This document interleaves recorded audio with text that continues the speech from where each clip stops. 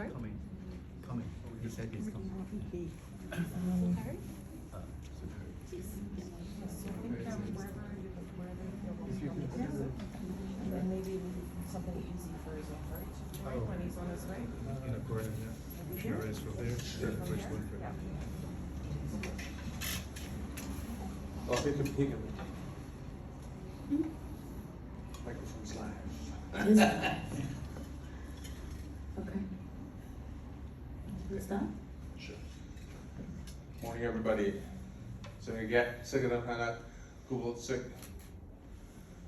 Samoyed Sabah. Why? Niskani. Mutakan giging ol. Well, so thanks everybody for coming. My name is Moigat Sabak. I'm a hereditary chief of the Niska Nation, Kilwale House of Dakin. And I'm a practicing architect in Canada. And I'm a co-director of the Indigenous Peoples Work Program, along with my colleague Elizabeth Heta from Aotearoa, New Zealand. And we have with us some members of our Indigenous Work Program, and we want to introduce this whole work program. It's new. We've just been in existence for about a year, but we're glad that you're here, and we will have a moderated discussion this morning, and look forward to your questions and contributions. So, Sinisa, thank you. Elizabeth? Mawaira e taurima te marae I wahonei ma te tikama te pono me te aroha e I ngā mana I ngā reo I ngā rauranga tira mā tēnā rā koutou katoa. E mihi atu ki te whare e tūnei, tēnā koe. E mihi atu ki te mana whenua o tēnei rohe, tēnā koe. E mihi atu ki a koutou katoa, kei wainganui a tātou. Kia ora mai tātou katoa. E mihi atu ki ngā tini mate, haere atu rā, piti hono tātai hono te hunga mate ki te hunga mate, piti hono tātai hono te hunga ora ki te hunga ora. Tēnā rā koutou katoa. So kia ora everybody, hello from Aotearoa, otherwise known by some as New Zealand.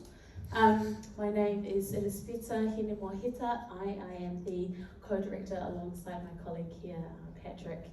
I am from the tribes of Ngātiwai and Waikato Tainui, so two tribes in Aotearoa, as well as the islands of Samoa and Tokelau and Te Moana Nui a Kiwa, or the Pacific Ocean. Look, I wanted to introduce you today, or acknowledge the house that we stand in, or the building that we're in, the lands that we are on, and the people, the original peoples of this land, as well as yourselves and the ancestors, the dead that you bring with you. We will always acknowledge those whom you bring with you, as well as those that will come after you. So that's what my mihi, or my acknowledgement this morning did, as well as my song to do that. We'll probably sit, because we don't need to stand the entire time. I'm not sure if I'm Janet Jackson and here's Madonna, or the other way around.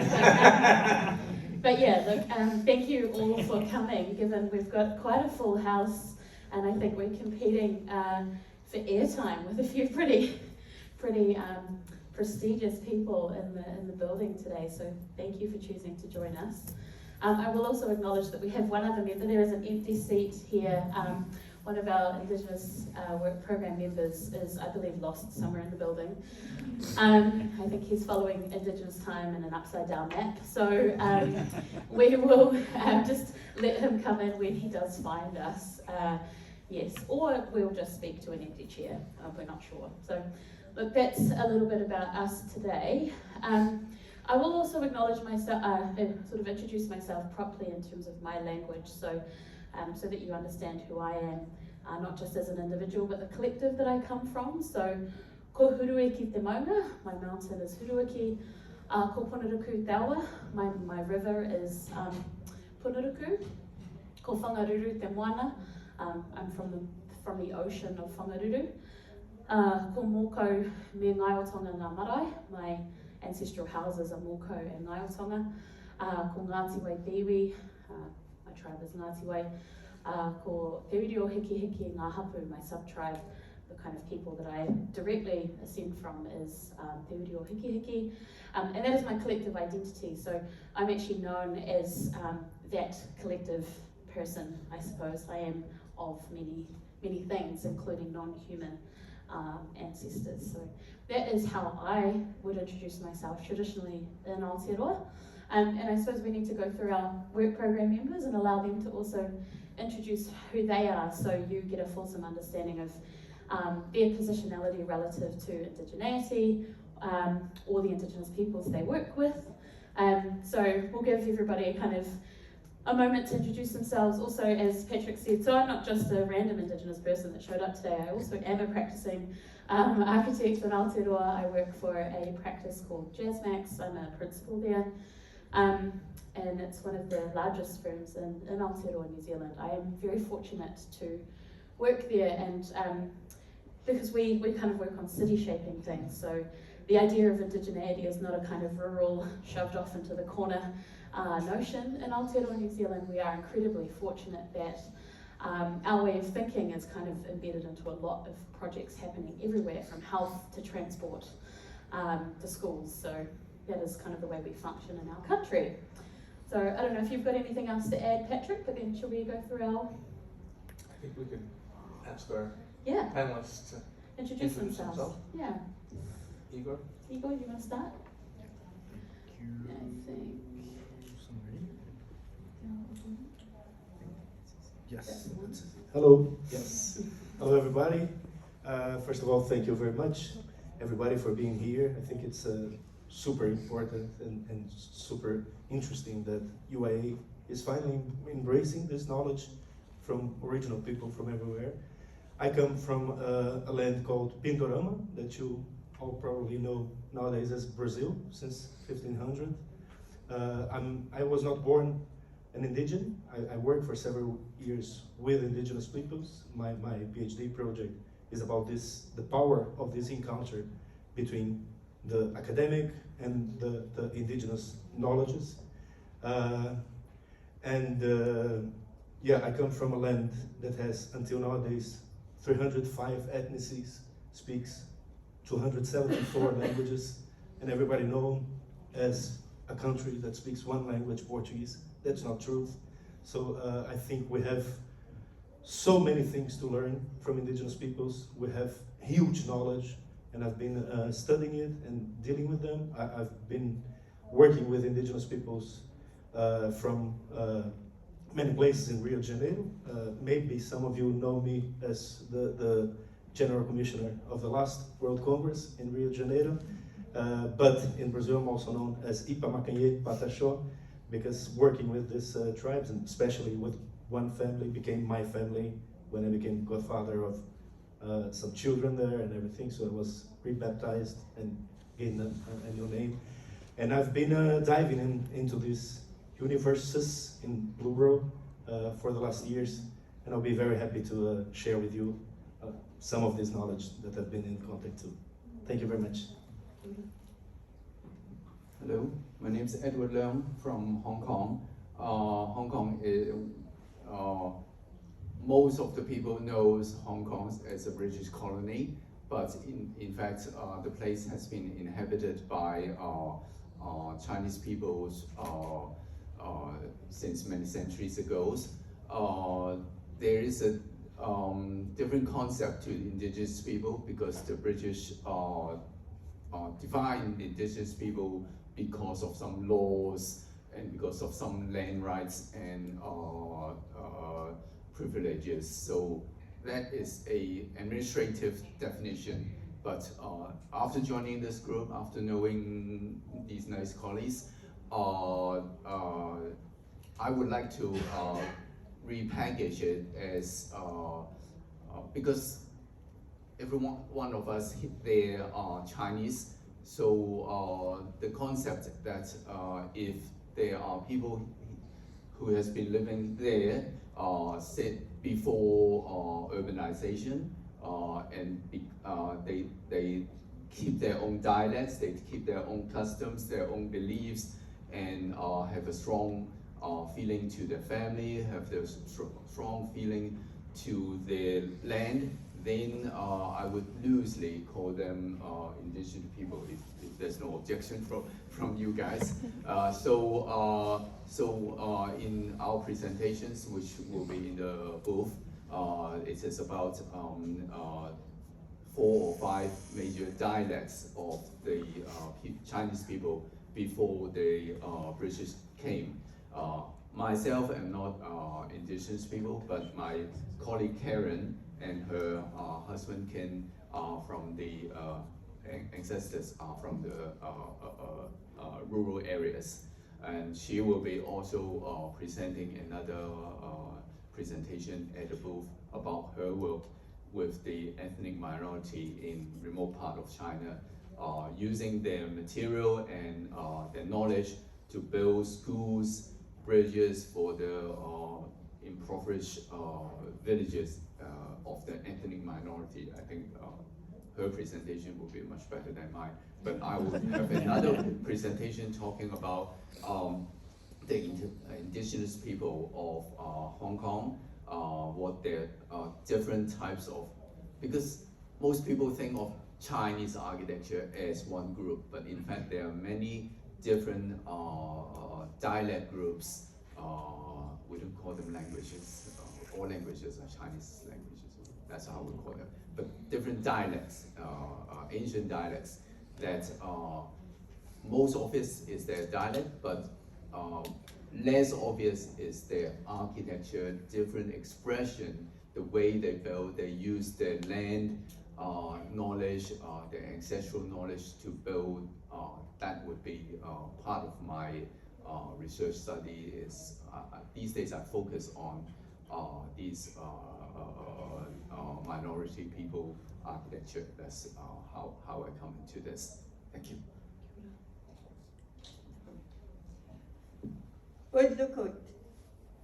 And a wheat bee. Umabunga, Harriet Burdett Moulton, Labrador Mutalvut, Nunatuavut. That means welcome, but Inuit people never say welcome, they say, how are you? So, and a whippy is, how are you? And I bet some of you are sleepy. I am a Métis architect from Labrador, which is on the east coast of Canada. My origins are Inuit and some white. I'm a half-breed, really. And my practice has been, or my professional practice has been in the Canadian Arctic. Way up in the cold, cold lands, which is extremely different from what most of you came from in last week. And I'm going to be talking about Indigenous architecture, what it means to me, or what I understand it means to me. And I'm going to pass you along to an esteemed colleague. Who arrived right on time. Yeah. Yeah, hi, my name is Ruhairi. I'm sorry, running a bit late just now. I'm sweating all over. Absolutely fine. Even though it's cold outside. Yeah. Okay, I'm a practicing architect from Malaysia. I've been in the practice for almost 27 years, and currently I venture into teaching. I'm teaching at the University of Malaya in Kuala Lumpur for almost 3 years already now. I'm teaching a design thesis for master student, final year. And I will be talking briefly on the indigenous people of Malaysia. Malaysia divided into two parts, East Malaysia and West Malaysia. So I'll be touching on both. Then I'll be telling you a bit of what has been done and what need to be done for these people. So we don't want them to be left behind. Thank you. That's okay. So here we are at the Indigenous Peoples Work Program presentation, and a year ago it didn't exist. So the Indigenous Peoples Work Program began with an initiative out of Canada, and we spoke with our national body, the Royal Architectural Institute of Canada, about the idea of what we have today. And the RAIC was very supportive, and we put a proposal into the UIA, and we started to build from there. And we have a terms and conditions that we've put together, goals that we aspire to, and we're just saying this is just a start. We're not finished, we're not really anywhere but at the beginning, and that's okay. So we did put a global call out to Indigenous people around the globe, and we had some responses, and so that's what we started with, knowing that we can only go up. So we do have, I don't know if we have the map. Do we have the? No. Oh, we don't, okay. So if you come to our booth, You should. Should come. yeah, you should come. I don't know our number, but we're right across from AIA and down from the bookshop in the far exhibition hall. So when we started off, we wanted to have a global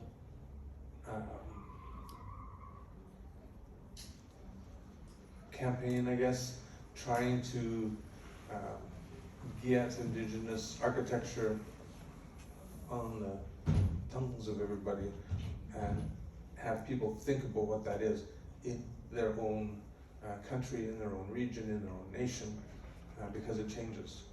In Canada, we have 50 different cultures, 50 different languages, and it's different. What's in one is not the same as in the other, and that's okay. We're not pan-Indigenous or anything like that. We're very specific, and that's the thing about indigeneity, it is specific, it is local, and that's how the work that we do as architects responds. We work with local nations, and the work that we do builds on their indigenous knowledge. It's not our knowledge, we don't bring that to the table in a sense. We bring some skills, and they bring the knowledge, so that the work that we do remains seated in their communities, in their nation. It's not us trying to assimilate anything. So with the start of the work program, our proposal went into the UIA, and the council accepted it, and that was a very great moment, that they saw the need, and that's been good. We put out our call, and we have, I think, 12 countries represented right now. We have about 30 people that participate with the IPWP, and we do have regular, semi-regular calls, Zoom calls, and which is not an easy thing, because we're dealing with time zones right across the globe. So some people are getting up at 3 in the morning and 4 in the morning. Edward says, could we try to move that a little bit? But right now, that's sort of how we're working. And we have aspirations, and we can share those with you as we talk this morning. Looking forward to your discussion, your questions, because to us, anything that we can gather ourselves out of this session helps. So, and that's what we're looking for. It's not something that we have an idea in our own head, then we're just gonna run with that. We're wanting to have this global effort to be built on everybody's ideas. So in that way, we're very, being very inclusive and mindful of different protocols and different nations' own aspirations.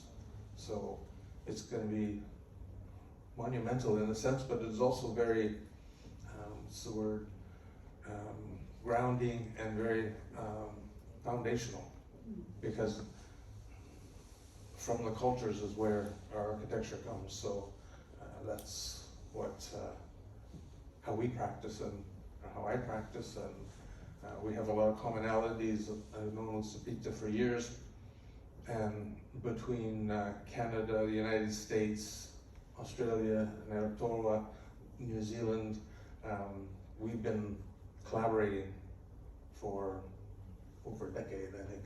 So it's sort of a natural progression to do what we're doing, and we're hoping that with support, we're right now, our work program only has representatives from 3 of the 5 regions in the globe.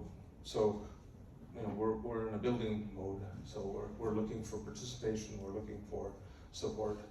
So short of effectively us being able to accurately in any way represent all of the Indigenous peoples that our work program does try to speak to or for with, we thought today might be more useful to have a bit of a discussion, a kōrero, a yarn as our Australian friends might call it, where we get to kind of pick apart a couple of the big questions, I suppose, that our work program have been trying to grapple with, which are pretty meaty, I will say.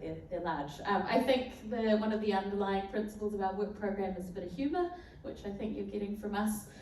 But as well as that, I think there's a belief, and I know this is a belief that I share, and we talk about, Patrick and myself, quite a bit, that I actually think Indigenous peoples, our knowledges, our relationship to the land, to the built environment, are one of the things that might actually offer some hope for our next steps into the future in terms of how we might actually step forward into some of the big issues we have around climate.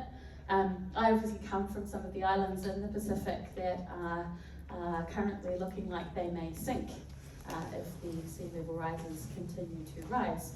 What does that mean for my communities if they in fact have to then migrate to the diasporic kind of countries around the Pacific Rim because fundamentally our land masses disappear? What does that mean when our language, which is of place, because language comes out of the environment, out of the climate, it changes and adapts, as well as our protocols to reflect that climate? What happens then if our land literally is underwater? So there's a lot of quite urgent discussions that I think we are trying to have as Indigenous peoples at the moment. But that equally, I think a lot of our knowledges which have been disrupted, lost, actively oppressed, depending on our colonising powers that be, actually offer an incredible amount of insight into the way in which we might step forward into the future.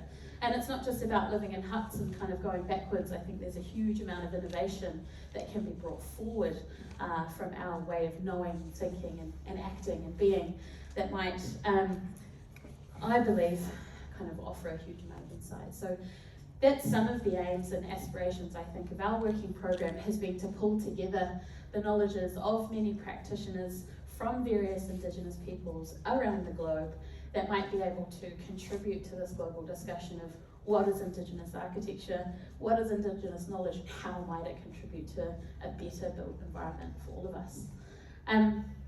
I will acknowledge that there are a few other Indigenous practitioners in the room that maybe could be here. Point out Michael Mossman because I can see you. But I know there are others in the room and that have in the room kind of collectively as in around the conference as well. We know Dylan's here. I believe there were some Sami architects coming as well. There's a lot of acknowledgement to be given to many who are holding down this conversation globally at the moment. And Patrick and I wanted to acknowledge you all. But also Patrick has spoken about the support of the RAIC and the fact that there's an Indigenous task force that you have created there.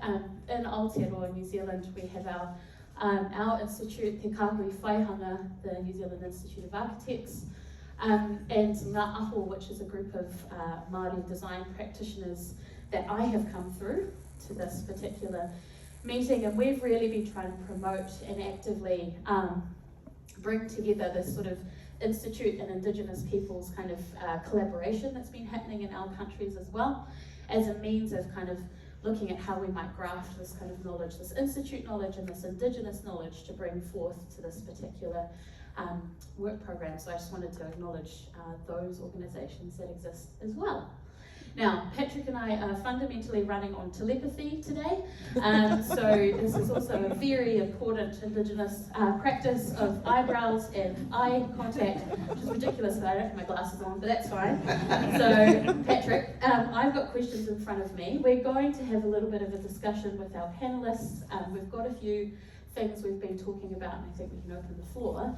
And then I think we'll give a bit of time for our audience to ask some questions if you have some questions. Broadly, it's going to be hard to answer specific questions if you've got a like, my project is doing this and I need a help right now. I don't think we can answer those questions today. Come see us at the booth. But yeah, look, I think, should we start with some questions and kind of give these four a bit of airtime? Sure. And this is how we started. So, lots of winks and nudges. This is how we started. Just riffing off each other. Yeah. It was very interesting when we held our first global Zoom call, and because we were just meeting for the first time, and we didn't really have any expectations of what's going to come out. And it became clear very quickly in the call that everybody has a different idea about what Indigenous architecture is, what indigeneity is, and what it means to them and their cultures. So we thought we have to start at a very base level, and that's what we brought here to Copenhagen, was to talk about what does Indigenous architecture mean to me. So that is the question we pose to all our members, and we have no preconception of where it's going to go, although it's going to go somewhere. Hopefully not. Yeah. So that's the first question. That's the first question. We'll give everybody a moment to think about that as a way to answer. I know you've all had to think about it. So what does Indigenous architecture mean to you? And it might mean to you through your practice or through a project or through the people you work with or who you are as an Indigenous wahine there, Harriet. So that's our first question for today. So you want to turn on your microphones. Whoever would like to answer that first, and then we'll just expand on that kōrero. Do you want to go, Harriet? Yeah, sure. Is this thing on? It's a great question. This one is. So, give me that. Nakami. Indigenous architecture. About 10 years ago, maybe not quite 10, there was a big question in Canada, like, what is Indigenous architecture? And nobody really knew. And like, how can we show it in a building? So there's been a considerable thought and discussion about it. And I can't really say what it is, but I can tell you what I think it means to me. I think it's a reflection of culture. Everybody's culture is different. And what may be disgusting to some is a livelihood to others. If you come to our booth, there are pictures and everybody has a project. And one of my first pictures is me fletching a polar bear skin, which is people go, but it's a means of livelihood, it's food, it was clothing to us, and it let us survive. So it's a reflection of culture, it comes from the people. And as an architect, you have to ask people what they want, what their buildings, where they want to live. So you have to understand that culture, so you have to ask them. If you're not from that culture, you have to be humble and ask them what they want. Let them tell you what their culture is about. And It's forged by our environment, our climate, our weather, our landscape, our plants, animals, and the location of where we live. It's going to be totally different in the desert than the seacoast. And it's reflected, I think, in our food, basically, is one of the big differences. Our clothing, just look around, look at Patrick. That shows you a difference, like our clothing, our dances, our music, our songs, our spirituality. We all believe in something, and it's all different. But there's an underlying similarity if you look deep enough. I think that Indigenous design is not a thing, it's a process. A process of interpreting culture through collaboration and asking people and turning that into a building form that fosters the values that you've learned from the people. Like each cultural group has their principles, their guiding principles, their values, their grandfather stones, their 7 rules of living. Inuit people have 12 of them. If you pick them apart, they're the same as everybody else's somewhere along the line. Nakamik, Taimatakwa means I'm finished.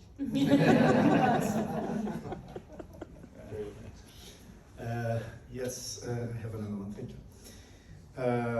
Yeah, I think it's indeed very hard to define Indigenous architecture because it's not one kind of architecture, it's many kinds of architecture. You heard many of us talking about how many cultures we have within the borders of what Europeans defined as our countries. But it has always, as she said, something underlying. So trying to think about what underlines all these cultures, we know that it is always extremely connected to nature. It's a way of living, a way of understanding life that is in extreme harmony with nature and with local culture, local climate, local possibilities. And I wanted to tell one story that you already know from another perspective, but it's a tragic story, but it's very funny if you see how much when Europeans got to what you call Brazil, there were, by then in 1500, there were 1.2 million people living in Portugal, and Portuguese people arrived to a land where 8 million people lived, and they simply couldn't understand that there was a civilization there. They just saw forest, they said this is a jungle, this is wild, there's no civilization, we need to bring civilization. And it was actually a much more sophisticated civilization who lived in this complete harmony with nature, and because of that, they couldn't see the civilization, because it was a way of building that the materials itself, they explain it. We were all nomads, and the materials and the way of organizing the villages was what would tell them that it was time to move out. And the moment they would move out to another place, those houses, all that urbanity that was created, and there were like at least, for example, it's possible to see nowadays that there were, for example, a complex system of roads connecting more than 15 villages, for example, in the Amazon. But it's very hard to find these leftovers of this civilization because it was not meant to leave scars. It was the opposite. It was built out of clay, out of straw, out of wood, out of natural materials, that when the houses started tearing apart, it was time to move, and the crops were getting more far from the village because the village was always around a circle, so no hierarchy, everybody is the same, and the crops were around. And when the land would start to get tired, they would leave that land to rest and build another crop around, and then around, and then around. So when the plantations were too far away from the village, it was time to move out. Also the houses were starting to collapse, so it was time to go away. And the jungle would just swallow that village. So they would leave no scars. So it's very interesting how sophisticated this was, and at the same time, how simple it was, how much in harmony with nature. And I think that, for me, from my perspective, from our country, I think that defines the biggest difference between European civilization and these local civilizations. We were more than 1,000 ethnicities. Nowadays we have 305 registered. There are many of us who just don't say that we were indigenous because of all the prejudice and all the violence against. And I think I see that nowadays we're finally starting, after 500 years, finally starting to hear this knowledge from these people. And now the population itself is growing again. We are more than 1 million again. The last census 10 years ago was 800,000. Now it's more than 1 million. It's just out. So we have, for the first time, congressmen and congresswomen that are indigenous peoples. The first minister, state minister in Brazil that is an indigenous. So I think we're on the edge of a revolution. And I will quote a big thinker in Brazil, a big writer and thinker, which is an indigenous leadership, Ailton Krenak, who says that future is ancestral. Otherwise, there's no future. So that's what how I think we can contribute to a better future. Hearing these peoples. That's it.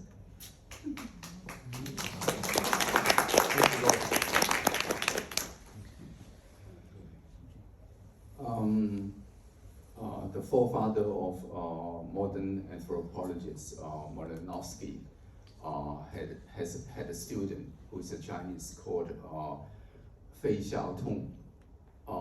So through Malinowski, through his student Fei Xiaotong, he started to know about Chinese culture for his first time. Fei Xiaotong has his PhD with Malinowski, and they together thought out a new theory called snowball theory.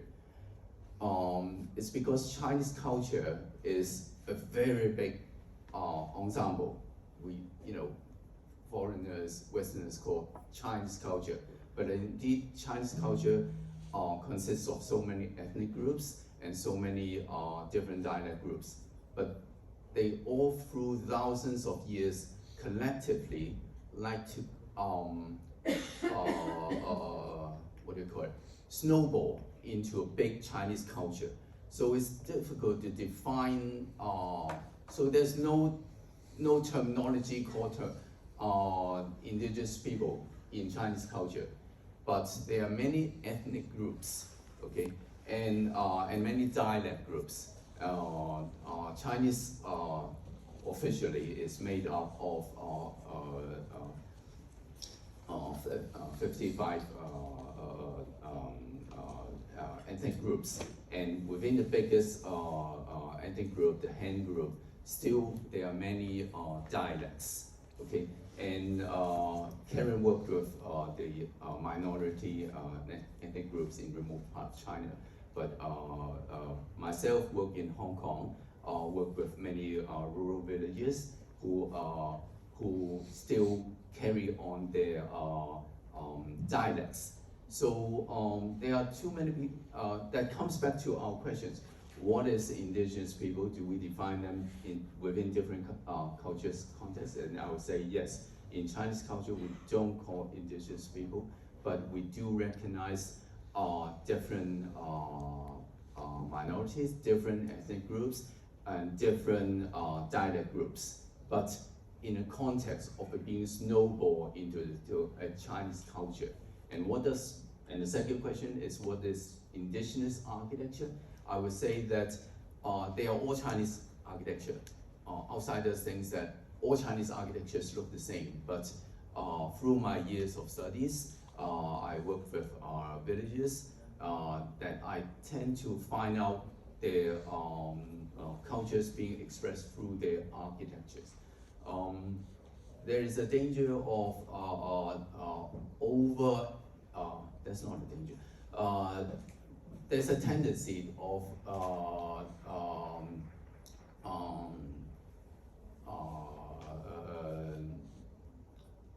there's a tendency to say the intangible culture, and then many governments and many organizations sort of take the intangible cultures and turn them into a museum. That's what we don't want to see. Okay, but my expertise is looking at the architecture, because architecture is the thing that doesn't change much. Okay, you sort of still see the modernization coming in, but you still see the architectural characteristics in that. And if we can, through modernization, like the projects that Karen did, building schools and building bridges, modern buildings for the remote part, and still using the ethnic groups' knowledge of the land, of the material, of the craftsmanship, and express that through that and into a modern building, then that would be a part of helping the minorities in moving to the future, in a sustainable future, and still respecting, so that they can record their cultural meanings and cultural craftsmanship and the skills and the knowledge into that. And myself is not an indigenous people, but I like to work in, continue to help so that the architecture can be still moving forward to the modern times, improve lives of village peoples, but carrying their ancestral knowledge. Thank you very much. Okay, as I mentioned earlier, Malaysia, it has two parts. One is West Malaysia and the other is East Malaysia. East Malaysia is on the Borneo Island. It's sharing the territory with Indonesia, region of Kalimantan, and also Brunei, a small country, but rich, very rich country. Yeah, and we have two states from Malaysia, which is Sabah and Sarawak, we call it. And then we have West Malaysia. We have 13 states in West Malaysia. It's so small. It's seated in between Singapore at the very tip and Thailand on top of it. So it is a small country, a small parts of West Malaysia, but it has 13 states.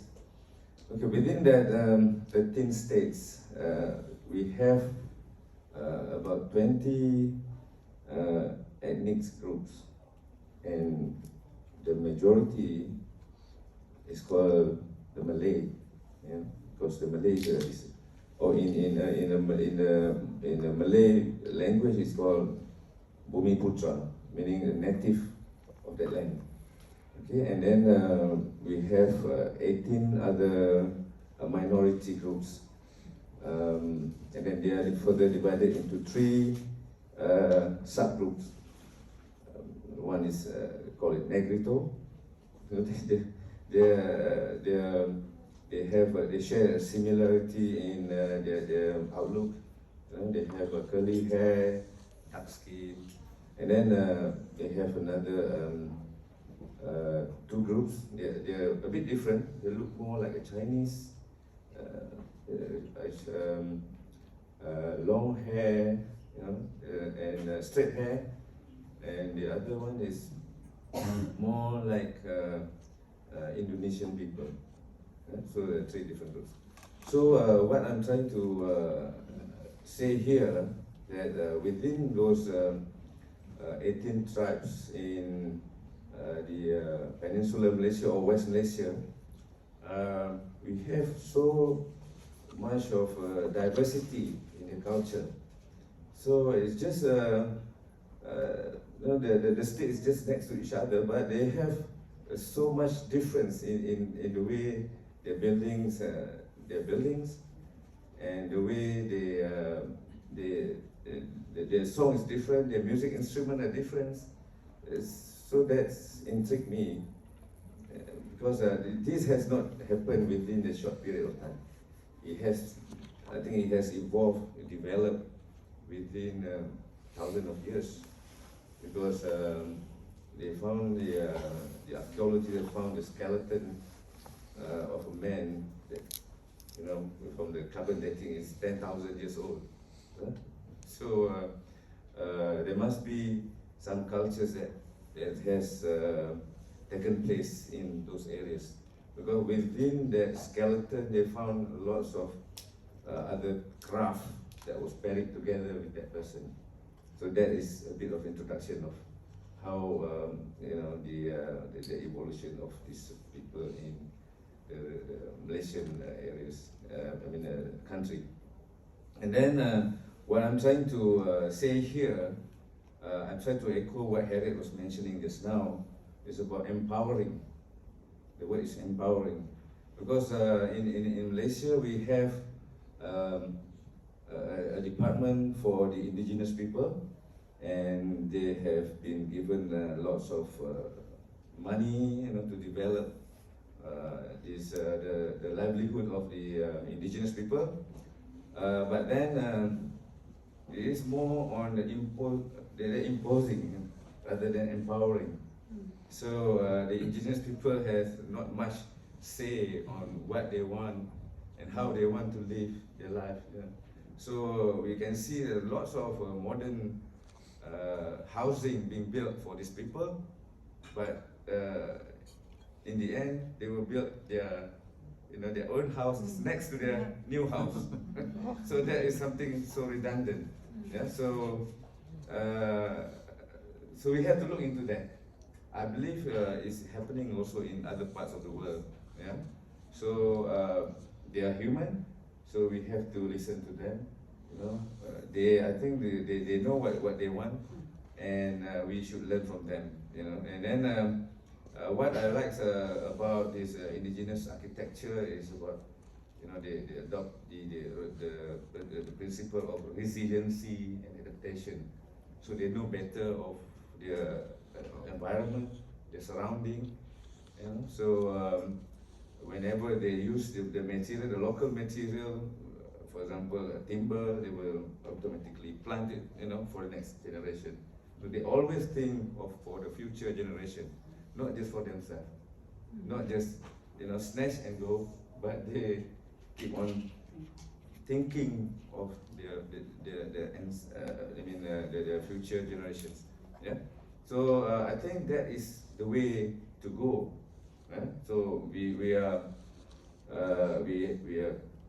keep telling people about keeping the environmental, sustainable, planting 1 million of trees. I think the practice has been done and being done for a long time by these indigenous people. It's just that our ignorance, that we don't really realize that they have done it before. So I think we can learn the lesson from these indigenous people, especially on the architecture. Yeah? So there are lots of points that that I can raise here, but for now I just want to take this empowering the indigenous people, and then the resiliency and the adaptation principle that has been done by these indigenous people of not only in Malaysia but in other parts of the world. So like Patrick was mentioning just now, we are trying our best to contribute our knowledge and our experience. We were having a meetings in Ottawa. It's 5 in the morning. 5 in the afternoon, and in Malaysia it's 5 in the morning. I almost miss many of the meetings, you know.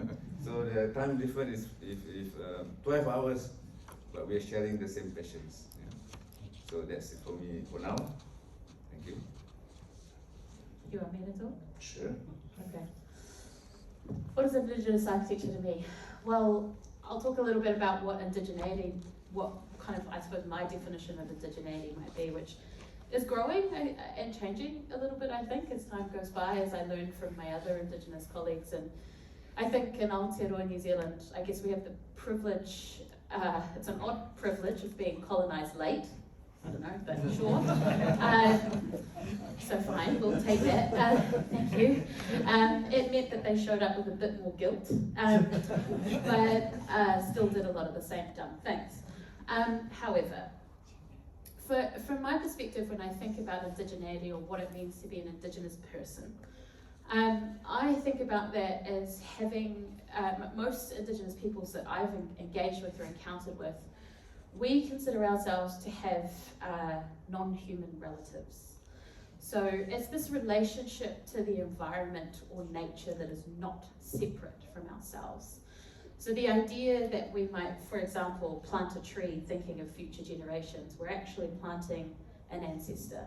From my perspective, where I come from when I spoke before of my pepeha, which doesn't have an English translation, but where I talk about my mountain and my river and my ocean, and being of those collective things, my mountain is literally my great-grandfather. It's not a magical, mystical, whimsical idea. It's not an anthropomorphization. It's not an anthropological idea. It is my ancestor. So as an Indigenous person, I have a lived and embodied experience where my environment is quite literally my relationships. What that does for me when it comes to designing architecture is I'm thinking about the birth and death of buildings quite a lot. I'm thinking about the fact that not only as an architect but as a woman, I am bringing things into the earth all the time, into life, and like Igor was talking about, we then have to consider how things might naturally die or go back to the earth, because we have a responsibility, because the earth is our literal ancestor. So when I think about indigeneity and that relationship to being Indigenous, I think the commonality that I'm finding in most Indigenous peoples is this lived and continued relationship to actually being quote-unquote nature. The sort of colonial idea that nature is other from us, that we can therefore control it, exert our power and our great brains over it, I think has gotten us into a bit of a pickle right now, which is looking a bit disastrous, right? When you think about Indigenous cultures and this idea that our cities, because they were urban cities, they were civilizations that had really fantastic water cycles, a relationship to the cosmology, to the moon, which is a great aunt, you know, all of those things. We were living quite literally in relation to all of those things all the time. So for me, Indigenous architecture in this present day is about thinking of those old knowledges and systems and how we used to build more in relationship to the buildings, because they're kind of our most recent ancestors or descendants that we might be creating. The older ones are our trees and our mountains and our riverways. They're our very old descendants, but our new ones are our buildings. And like new babies, little toddlers, they can kind of do things a bit wrong. So we need to teach them how to be better. As an architect, I think we have the responsibility to be storytellers. We have a huge amount of responsibility around things like materiality, the use, the way the social structure engages with the physical structure of a building. It's all a reflection of space and time and our understanding of those things. But I think that is personally the fundamental difference, is we have an embodied knowledge as an Indigenous people that means that we have a relationship to the environment that is different. It's a perspective that is different. That's why the map's quote unquote upside down. But actually it's to revert your way of thinking, because you need to understand that there are other worldviews, other ways of seeing the universe that might actually validate the fact that my mountain is in fact a great-grandfather of mine, not just a piece of land that somebody might own. and carve up and sell. So architecture for me holds that power. It holds the capacity for us to actually build an environment that exists with us as opposed to